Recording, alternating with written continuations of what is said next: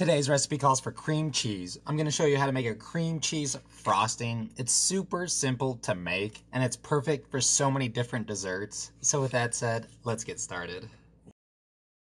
The first thing we need to do so we can start this sweet tasting dessert glue is grab the bowl of a stand mixer or use a large bowl with a hand mixer. To that we'll drop in 1 whole stick of room temperature unsalted butter, which is 8 tablespoons or 113 grams worth of fat. If using a stand mixer like I am, you'll want to use the whisk attachment for this recipe. Toss the bowl and the attachment onto the stand so we can actually start making this business. Whip the butter on medium-high speed for 4 to 5 minutes or until it becomes lighter in color and has doubled in size. Occasionally stop to scrape the attachment, the sides, and the bottom of the bowl down. You'll do this every time before you add the next ingredient. This will help ensure everything has the chance to properly be mixed up. So, you might be wondering why we're using a stick of butter in cream cheese frosting. The butter will do a few things for our frosting. It'll first bring some fat, which of course is flavor. It's also going to bring the richness and a creamy texture profile to the frosting as well. The main purpose why we add it though is because it will stabilize our frosting, giving it body/structure, allowing it to be more spreadable and easier to work with, whereas cream cheese on its own isn't very stable, giving us an end result that is looser and runny looking, which will make our baked goods ugly, and nobody wants that. Wipe the bowl down before you add the next ingredient, which is 4 cups or 454 grams of powdered sugar. It's best to sift the sugar powder into the bowl of butter. We'll do this in a few batches, so do not add it all at once. Powdered sugar is notorious for being clumpy, so sifting it will help us break up any clumps that may be present in the diabetic dust. I'm sure you've already figured this out, but push through any clumps that were left behind. Once you've made a mess, toss the bowl back onto the stand. Mix the butter and sugar together on a low-medium speed for about a minute or two, or until things have been incorporated together. Give the bowl another good scrapey. Ensure you hit the bottom of the bowl on the stand mixer. Things always get stuck in this area, so we need to help get them unstuck to be mixed in. You'll notice that our bowl of goods looks more like a fine grated Parmesan cheese than a frosting. Don't worry, no need to abort the mission. Things will start to come together. After scraping the bowl and playing with the fake cheese, add the last of the sugar. Mix the goods on medium speed for a minute or two, or until it's well mixed with the other stuff. Now we need to add the main ingredient of this recipe, which is 8 ounces or 227 grams of room temperature full fat cream cheese. While the mixer is going on a low to medium speed, add in small to medium sized spoonfuls of the cheese. Ensure the first spoonful is well mixed in before you add the next set.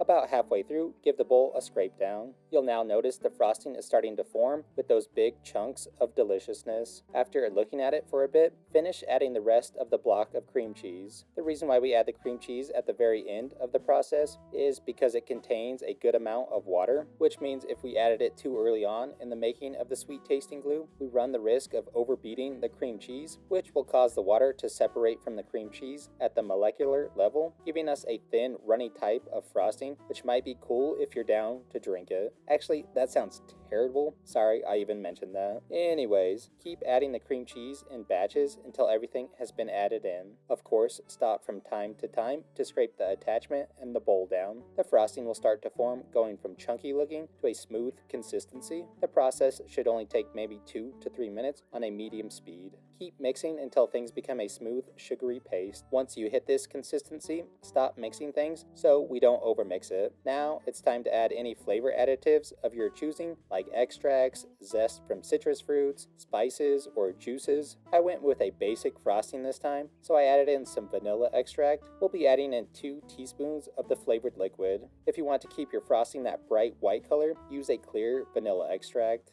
When adding any type of flavored liquid or extract for the frosting, keep in mind not to use too much of either of these things. The reason being is it'll change the consistency of our frosting, making it runny and thin. I learned this the hard way. So add small amounts of liquid until you hit the flavor profile you're shooting for. If it becomes too thin, you'll be able to fix it by adding more powdered sugar or cornstarch to thicken it back up. Doing this may change the flavor profile of the frosting, so it's best to do it right from the start. Mix the extract in until it's completely incorporated into the frosting. Once that's happened, we're basically done, so take it off the stand. Keep your equipment looking good, so give it a quick wipe down to clean off the powdered sugar dust. The last thing we need to do is season our frosting to taste with some sea salt or any type of fine-grained salt. Fold the salt into the frosting with a rubber spat until well incorporated in.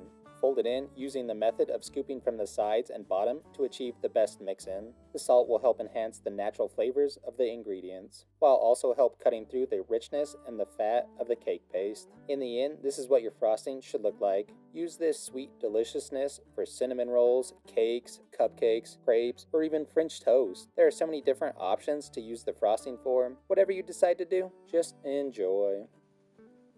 Alright, now that our cream cheese frosting is done, let's give it the old taste-a-roo. Also, super sorry about my voice. I'm a very, very late bloomer when it comes to hitting puberty, so my voice is changing. But enough about me, let's try this frosting.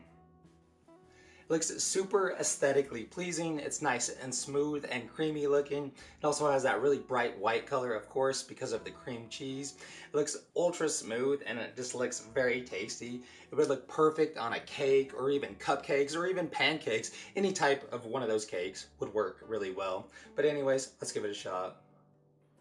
The stuff came out super, super delicious. Of course, it's very sweet on its own, but if you added it to a cupcake or an actual cake, it'd help break up that sweetness. We added like a whole bag or a truckload of powdered sugar, which is really delicious because sugar is always super good. It's not good for you, but it's tasty. Then it's nice and fatty and rich as well from the cream cheese and the butter. The cream cheese also brings that distinct flavor to the table as well. The salt helps break up that sweetness and that richness as well. Then you get that faint hint of the vanilla extract in the background, which helps elevate the frosting to the next flavor dimension. Texture-wise, this stuff is ultra smooth and has a great mouthfeel. Overall, it's just super tasty.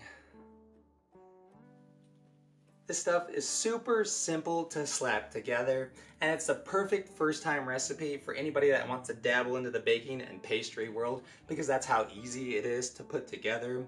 And it's super customizable as well. Maybe you want to make it some bright, fun colors, so you add some food dye or some food gel, or you totally ditch the vanilla extract and use an orange extract or a lemon extract or a maple extract or any of the other thousands and billions of extracts that are out there. So hopefully you enjoyed today's video. Thanks for watching. I don't know what to do with this stuff. I might go buy a box of cake mix and pretend to my friends that I made everything from scratch, because they probably won't know the difference. Sorry, not sorry, friends. But that sounds fun, so I'm gonna go do that. See you on the next one. To dabble into the baking and pastry world if they've never done it before. First time recipe for any baker, pastry, something, another. I might go buy a box cake mix and pretend that I made the cake. I don't know why I did quotes, because there's no quotes needed. So, yeah, I don't know. I'm tired of eating this. I'm gonna die of diabetes. Just keep trying this stuff. It's not good.